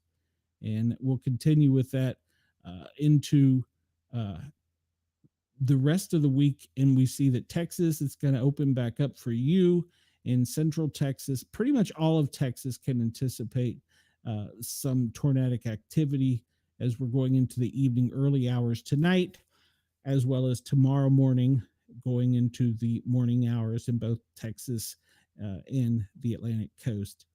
The rainfall isn't going to be that great for Texas, but when we get over into the central part of the country, you'll see more rainfall. Texas and Florida are going to get the most rainfall for the next 24 hours, but it looks like it's going to start drying out towards midweek. We just got to get through these storms. So just hang tight a couple days here. We'll go to the weather warning, see what we have. Before I look at it, do we have a weather warning for Maryland? Oh, I don't see one yet. I'm still looking. Oh, wait a minute. There it is. Missed it. Montgomery County, Maryland, test message. Please disregard. Don't understand it. Don't understand it. Why do we need to have it? All right. So West Virginia, severe thunderstorm warning in Kanawha, in Putnam, in Roane. Severe thunderstorm warning in Palm Beach, Texas, Bastrop, and Lee. Special weather statement. This is probably going in for tomorrow, for later tonight. Martin and Pitt County in North Carolina. And I'm not sure what a hydrologic outlook is. Let's pull this up. Sunday night, early morning, an ice jam. Oh, okay. So there's going to be an ice jam in Alaska. Good to know. Good to know. All right. Let's see. Puerto Rico. Oh, gosh. Puerto Rico, you just can't get a break. You're getting more rain. And, of course, along the Niagara River in New York City, there is a small craft advisory and some thunderstorm warnings in North Carolina. Ignore the test message from Andy. Let's see here. More severe weather watches for Florida, Broward, Miami-Dade, Palm Beach. Let's just go over and see what is popping on the radar right now. What do you say? Well, first, let's look at the wind map, but I need to refresh it because this was from like 1 o'clock. And it's still from like 1 o'clock. All right, well, there you go. Chris, it's relatively not that windy in Columbus right now. We see much of that energy is being pulled up out of the Gulf of America and being split. It's a little bit more to the east of the Mississippi now because of that block, but it's still pulling it up to the east and it's bringing it back out to the Atlantic. From the south and taking it out to the east over the Atlantic. And then over on the Pacific, it's pulling it in over the Rocky Mountains down and through the Rocky Mountain corridor, good Lord, and where it's gaining energy and extending it back up to the east. We'll take a bigger picture of that here in a second. All right, this is the current weather map showing radar as well as thunderstorms. We zoom in and we see there's some severe thunderstorms down in Killeen, down in Austin. So hang on to your trampolines down there, Brenda. And north of there in Dallas, Fort Worth, and to the west. That line, if you notice, see how the lines normally go from the west to the east. This was going from, this was going from the west to the west, extending back into Colorado. So that's what's causing this to be more severe. And that's what's going to later on today and tonight down here in central Texas change a lot of this to tornado warnings, and keep an eye on that. We jump up to the northeast and we see most of the rain right now is, well, it's kind of from Providence back inland to Middletown down towards, suppose it gets scattered along the Delmarva coastline, but it extends back over the Alleghenies into Harrisburg and down into Maryland. And you can see that the most severe storms are kind of spotty right now. Hagerstown, where you should be having a storm warning, get a test message. And Martinsburg, West Virginia, you have a pretty severe storm. Let's look at where the electrical activity is now. And they've already started prepping the coastline for the storms coming. So the South does not exist. You're right. It is so cool here. I have almost forgotten about us, Chris. All right, let's look and see where the severity of the thunderstorms are. Uh, you tickled me with that, Chris. Yeah, I totally did bypass Atlanta and Knoxville. And stop it. All right. Let's see here. The most intense storms look like we were talking about in Killeen, and they look to be pretty intense going up into Fort Worth and south of Fort Worth. We saw that line. It does extend back to the west towards Albuquerque, and it's not as big, but whenever you have this rotation going against what is the normal uh, jet stream, you get more aggravated and irritated storms. So be aware. Down in Florida, down in West Palm Beach, it looks like they have a pretty good cell going on down there with some electrical activity. Raleigh, you can see that they're getting some, well, it's pretty intense little storm, and back over to the east as well. And going up into West Virginia, looks like just to the southwest of Charleston, it's got a good little storm going on, and there's also one going on up here in, was that Youngstown, Ohio. And most of the rain that we saw off of the coast on this side was just rain. It wasn't producing any electrical activity. We'll zoom out and go down under and see if they have any lightning activity in Australia. And it appears that nothing significant, maybe a small cell with some, well, up on the northwest, but it's not even that well formed. So no lightning activity for Australia.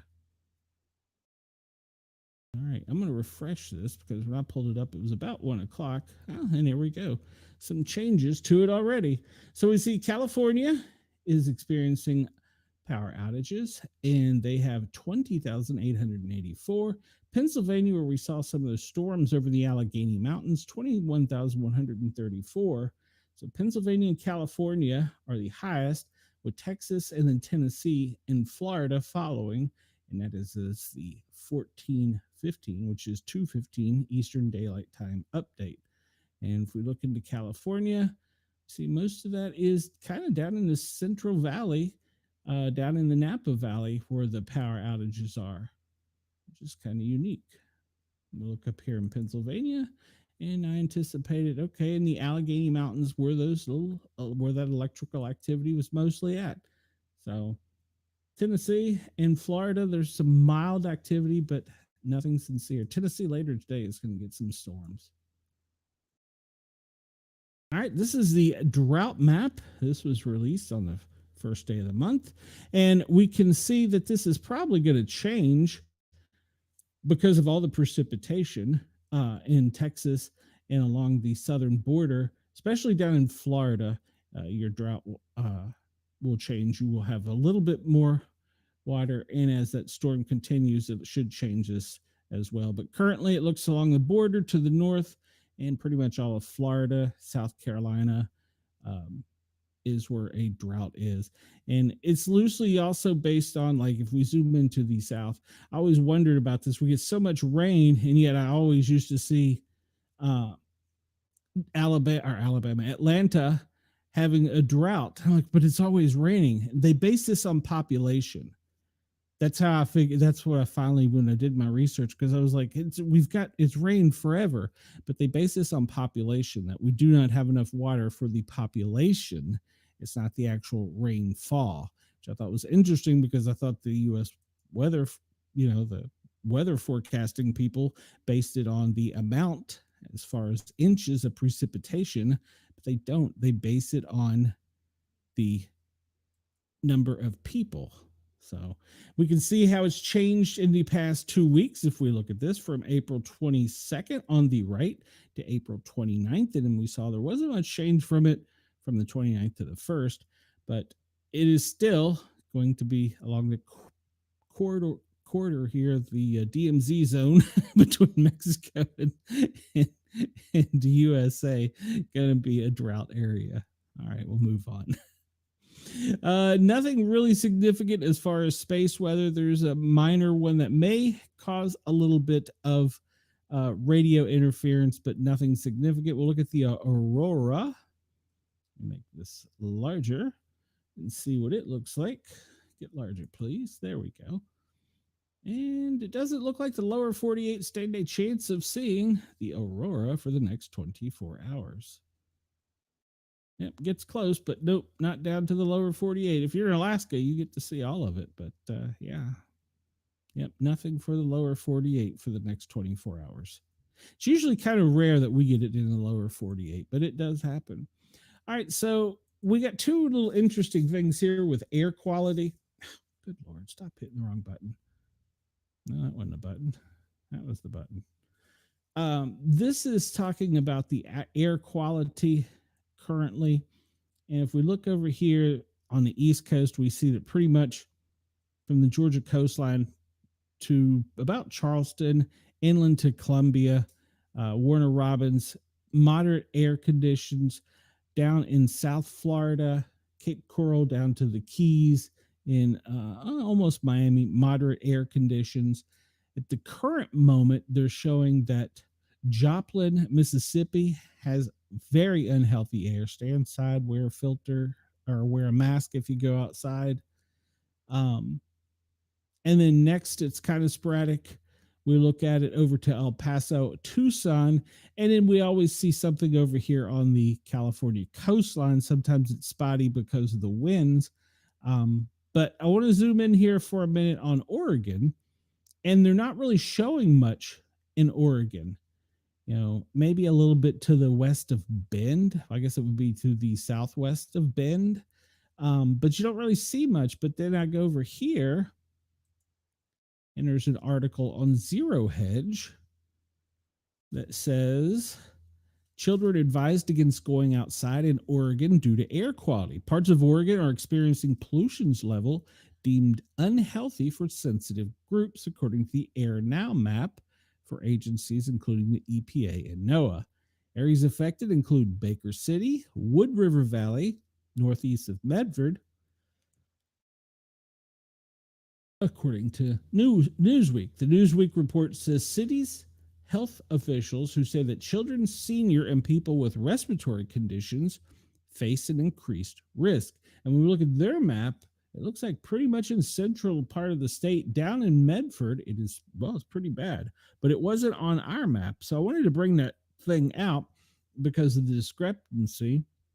A South Coast AQMD, I'm assuming it means air quality doctor spokesperson, previously told Newsweek that the exposure to particulate pollution can cause premature death in people with heart or lung disease, cause heart attacks, aggravated asthma, decrease lung functions, and cause respiratory symptoms like coughing and difficulty breathing. In the air quality index, it tells you how it's scaled, but they're saying that the professor of pediatric respiratory and environmental medicine, these vulnerable groups are classically children because we've got an extra issue due to their lungs developing.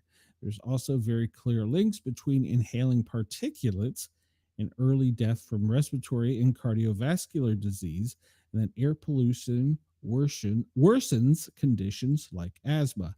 Air quality levels remained under close watch and are subject to change with the weather, which we try and report daily.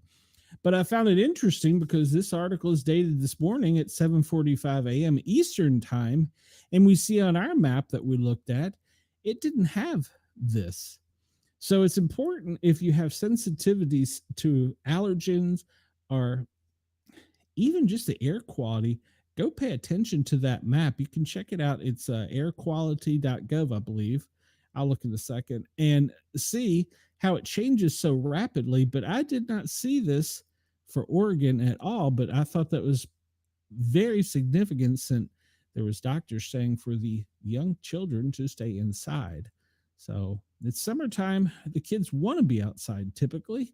So it's kind of a hard thing to do. All right, we'll go over to my favorite, the Weather Channel map. I still believe they're all liars because every time I go outside, I sneeze. Maybe I'm just allergic to air. I don't know. Pretty much from northeast, the northeast, pretty much coming up from the Carolinas, North Georgia, northern Alabama, all the way across the country is where the allergy line currently is. And up until about mid-Tennessee, it's green. From there, we turn into code orange, code red.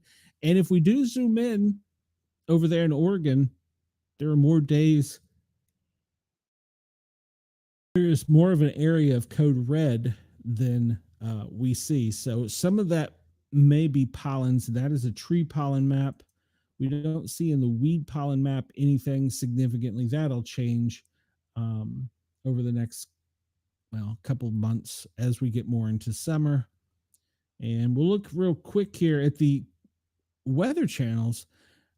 Yes, I am. Map. And this is one of their breathing index maps. And we see that there is portions of Oregon that is a code yellow, while much of the country is code green. But down here in Texas and New Mexico, you are a code yellow to red. It's basically all orange. So keep it updated if you are sensitive to this. That really kind of got to me when I saw they said the kids needed to be pulled inside. All right, aches and pains map. Well, here in Tennessee, I'm clear and free of the aches and pains. Looks like the worst is up around the Four Corners region to the northwest through the Rockies, is if you believe the aches and pains map. Not a fan personally, but whatever. All right, we'll jump on to the next thing. This is talking about fires, wildfires, and the smoke. Currently, go away. Currently, we'll zoom out a little bit. Most of the smoke is drifting from the fires in the central Midwest up to the north, up towards Manitoba.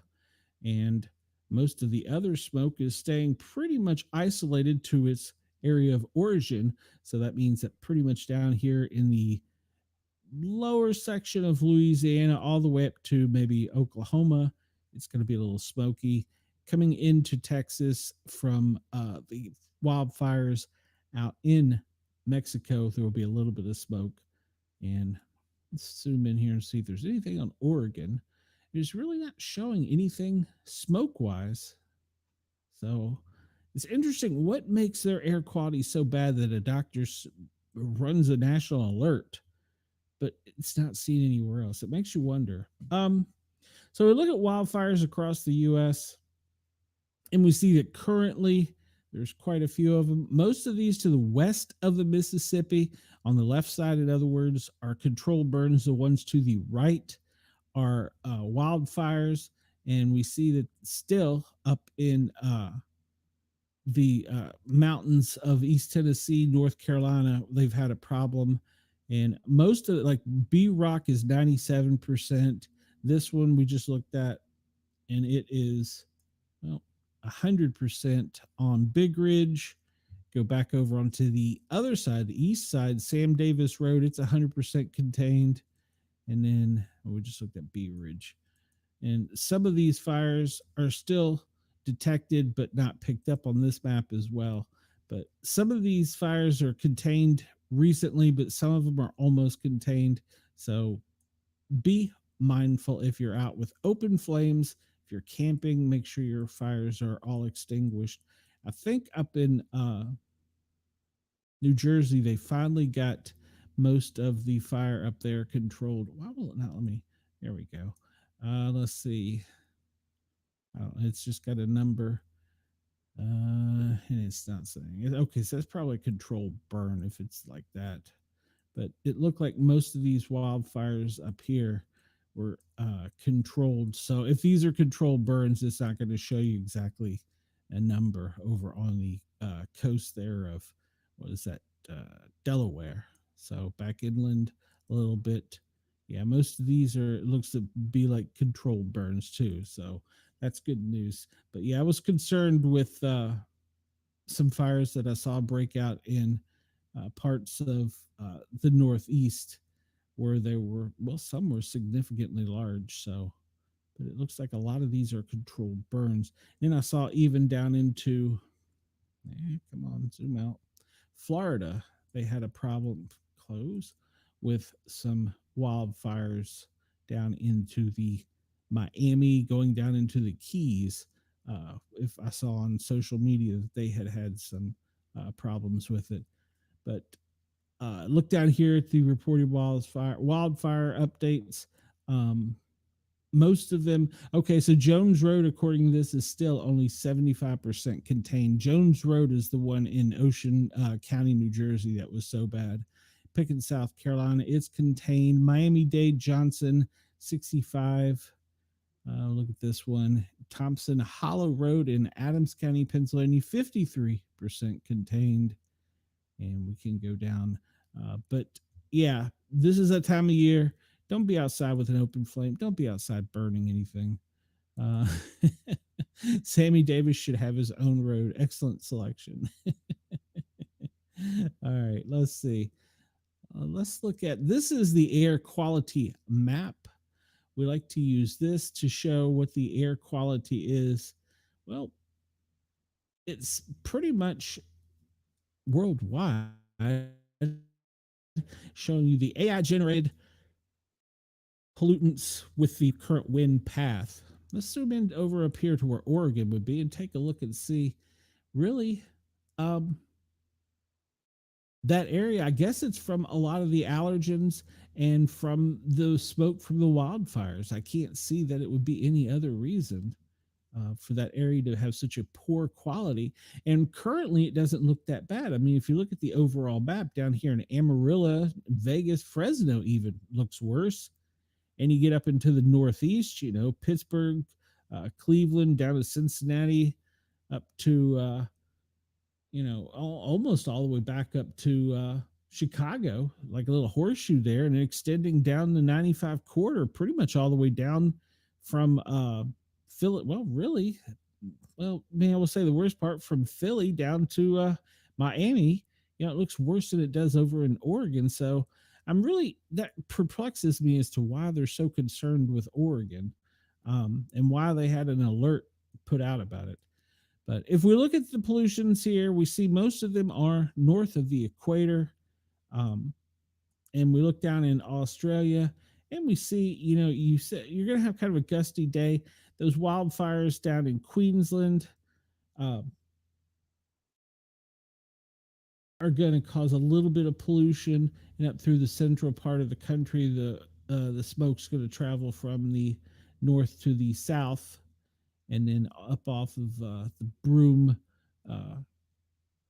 Karatha section of the northwest will have a little bit of pollution, but it's mainly pushing out to sea. Yeah, exactly. Oregon is getting Columbus type attention, and I don't understand why, because when I don't recall us pulling up a single day going, oh, look at how bad Oregon was. I just don't. So that one kind of perplexes me. I don't know. I mean, call me weird. I'm weird. We'll put this out in AI form in the Planet, and you can see pretty much as we talked about, this is going to just have wind speeds mixed with the pollutants. Pretty much everything is north of the equator, and Oregon still looks pretty good to me. I don't know.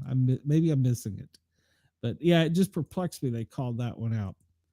All right, well, look at our all-time favorite map here. If you're a regular to the show, you'll know that this is our favorite map. Get a plasma TV and just look at this big, beautiful, perfect, round blue globe, and it shows in all its AI glory how the wind is blowing, and it gives you a pretty good idea of the speeds of the winds. It's peaceful. You can sit there and do your zen to it.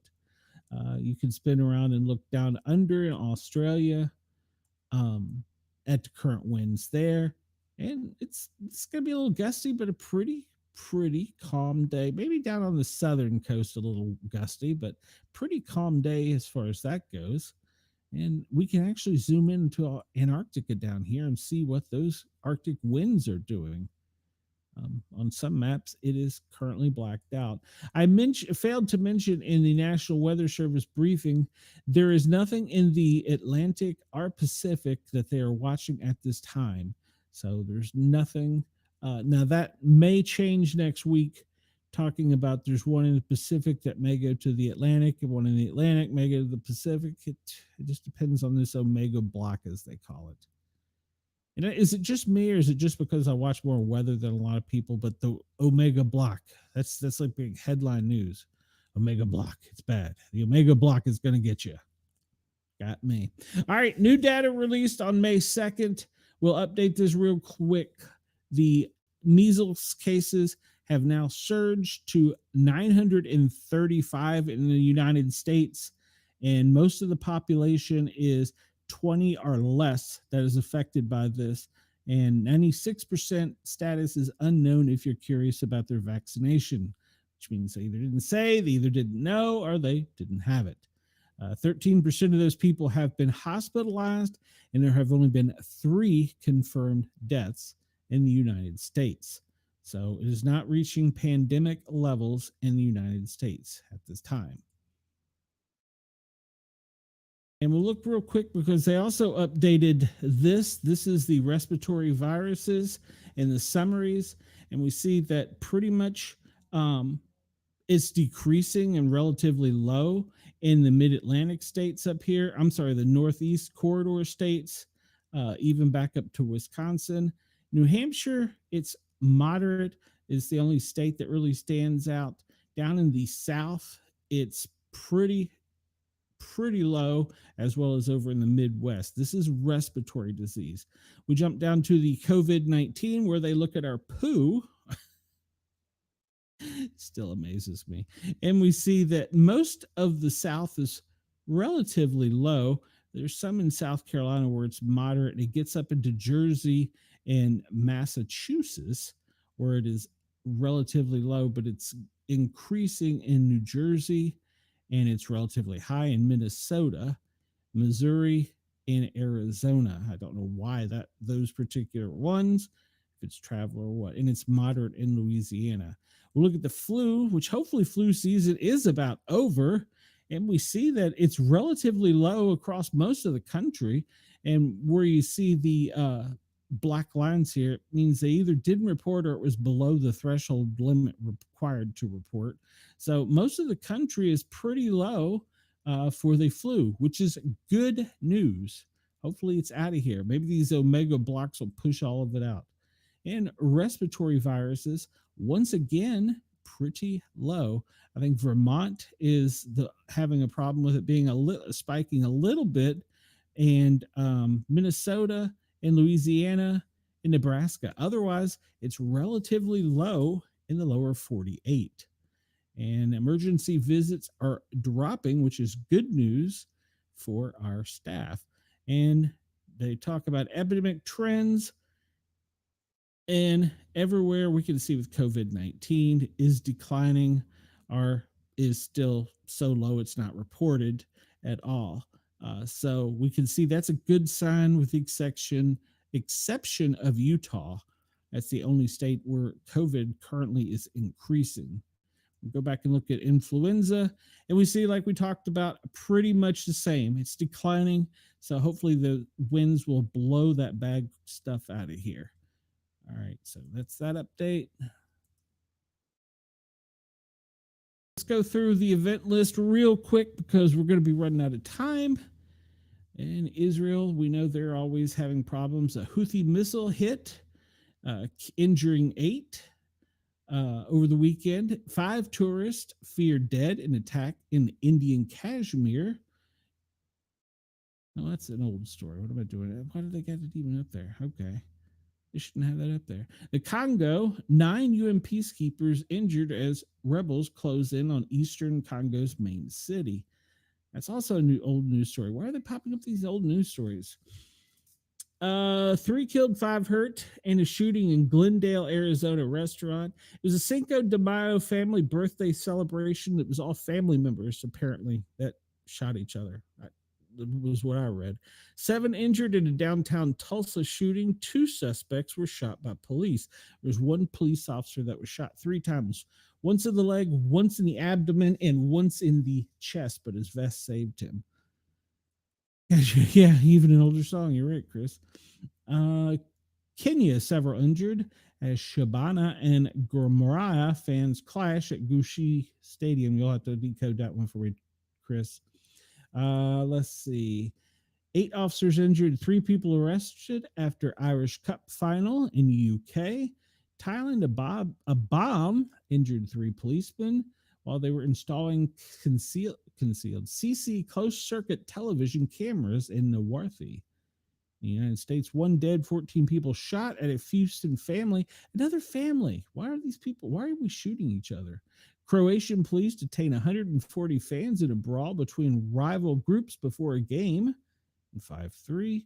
And over the weekend, police arrest 95 suspected cultists, recover firearms in Edo, in Nigeria. 6 killed, 60 injured in a stampede at Goa La's Diva Temple in India. We know about the Ukraine and the Palestine wars. That's it. That's all they're reporting. Okay. Usually it takes us much further into other things. Did I not bring up all events? I thought I did. Mexico reports yeah, okay. And it's only supposed to show me the most recent ones. We go back here and see Malaysia. 16 students suffer from food poisoning. That was over the weekend. Salmonella contaminated spurs recall of fresh tomatoes. That's in the south and the northeast. Check your tomatoes for recalls. Pakistan, water emergency. Yeah, for some reason it didn't update. Spain, a cable theft that caused rail chaos was active sabotage, according to the minister. And we saw that about I guess it's a soccer game, disruption to rail service between Cardiff and Newport after a fire. But apparently there was something about a game too. U.S. airline cuts 35 daily flights to Newark. We covered that. We talked about the Houthi missiles. We talked about that. And 3 killed, 5 hurt in Glendale. We talked about that. We talked about the Tulsa shooting. All right, so maybe I did cover all of it. It just seems like there was more. It seems like there was more. 2 mysterious explosions rock Iranian factories. Well, there's a shocker. 4 workers injured in a steam explosion in Malaysia. Russian Federation explosion in Moscow apartments leaves 2 dead. Greece blast kills woman in Greek city. It believes she was carrying the explosive. Well, I shouldn't play with things that go boom. Hanwell fire. Man dies after blaze breaks out in his home in West London. New Zealand, fire in Auckland's McDonald's been deemed suspicious. It was a clown. I saw him do it. In Ireland, fire causes significant damage to a tourist famine village in Kodangal. And let's see. Major fire engulfs industrial facility in Iran. And we talked about, no, we didn't talk about 3 dead, 3 injured, 1 critically at a fire to senior living. Yes, we did talk about that last weekend. And get to pass that. Landslide, Nepal. Heavy rainfall blocks a road and landslide. In the United States, volcanic activity, Kilauea, has been active, as well as Ataka volcanic complex and Spur volcano. I believe they're up in the northwest. Actually, pretty much every volcano in the U.S. is active. Flash flooding in Jordan and Afghanistan. Talk about flooding across the countries. In South Korea, 2 workers dead after inhaling toxic gas in a factory. Indonesia, power returns after an outage. That's good. And let's see, India, 3 killed as a dilapidated hospital balcony collapses. Well, that's horrible news. I can't even pronounce this country. I'm sure it's in the Baltic. None harmed to collapse a bridge. All right, well, that's good. That's in Asia, rather. And 2 dead, 3 injured under bridge collapse in Asia. All right. Other events, Pakistan, food authorities undercover wide milk, tea, and leaf adulteration. I don't know what that means. And we're running short on time, so I won't be looking that one up. 1 dead after a small plane crash in California. UK, chaos as World War II Spitfire crashes into a village, narrowly managing to dodge power lines. And nothing there. 30 influence rescued after Lamborghini yacht sinks off Miami coast. A Lamborghini yacht. That cost somebody some money. And we talked about weather, extreme rainfall, hail, heat waves, lightning, snowfall, flood. I still don't understand the flood. And that looks to be about it. Okay, so I covered all that. We're about to run out of time. We'll pull this up real quick and refresh it to make sure we're not missing anything with the latest earthquakes, because I know that in the south there had been some. The most recent major one was in Taiwan, Chile, and Chiapas, Mexico. It looks like before that it gets into Algeria and in the Congo, but those were yesterday. The volcanic activity we were talking about, most of that in the U.S. is up here along the islands between Alaska and Russia, and of course down here in Hawaii with Kilauea. And there are no tsunami warnings, advisories, watches, or threats, which is good news. And by the way, they ended up canceling all of them after we went off the air about 20 or 30 minutes afterwards from the earthquake that was in the northern Pacific. It said that it was not going to reach mainland. So that was good news. And let's see. We didn't really have time to go over the disaster map, but you can see here on the map where we could outline a lot of it in the U.S. is weather related in the South and the Southwest. And when you get to other parts of the world, it's due to other things. Usually it's in the Middle East and Pakistan, Ukraine area. It's all due to war or terrorism. And down the Australian island, we see most of that is flooding and high winds. There's some wildfires to the northwest section, and also in south of Lumina in the Northern Territory. 10 hours ago, reported that. Don't have a lot of time to go over this today. This is the USA map where things occur bad in the country. Let's zoom in real quick here. I saw a brown one for Washington, D.C., or a couple brown ones. Let's see. U.S. Department of Homeland Security announced this program to help illegals leave voluntarily. Well, okay, that's good, but we're probably paying for it. Trump says Gaza residents are starving because of Hamas. We will help them to receive food. We should offer humanitarian. Reporter, what's your expectation for me with Canadian Prime Minister tomorrow? Trump, I'm not sure what he wants to see me about, but I guess he wants to make a deal. All right, so that comes out of Washington, D.C. For anyone interested, you can go to usalivemap.com and pull this up, and it'll tell you a lot of the most recent headlines and things that are currently going on. So that's a good site. Really, the New England fire page has really got nothing. Okay, well, there's not showing any fires up there. And wow, look at the weather balloons up. Wow, look at that. There's a lot of them. You can find this over at SOND, SOND hub.org, and you can see exactly what these weather balloons are doing. And if you're crazy enough, you can go out and chase them and try and catch one, because rumor has it if you catch them after they land, they're yours. So there you go. Look here at all of the aircraft over the United States. We'll trim it out to just military. And it looks like down here they're still training with the helicopters in Mobile and Dothan. And of course, it's always busy along the coast. And nothing really jumping out there. We'll zoom out and see if there's anything else anywhere else where the U.S. is active. And I don't see anything significant.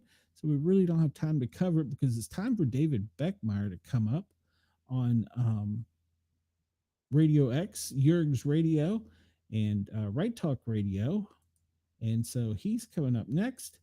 And I'm looking here at the TFR's temporary flight restrictions, and they still have the space one out, which is kind of weird for Alaska.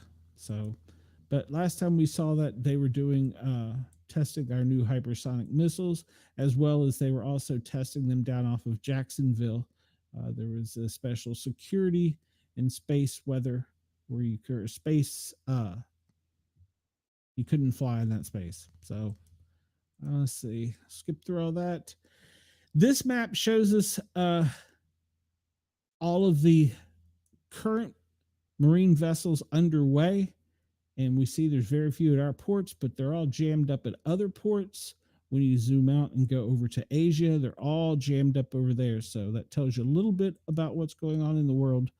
I'll leave you with this. We're getting bombed by cyber attacks and infections. Red are the attacks coming from Asia and the Baltic region, as well as Russia. And then the orangish yellow are infections, white or spam. You can see it's always active. All right, everybody, I have had a great show. It's been a long one. I hope everybody had a good time, enjoyed themselves. Please remember that you can tune in to David Beckmeyer next on Radio X. Let me, in fact, go ahead and give them their radio back so he can kick off his show and let him have his. All right, so everybody for Radio X, Yerg's Radio, Rainbow Radio, Right Talk Radio, over to normal programming with David Beckmeyer.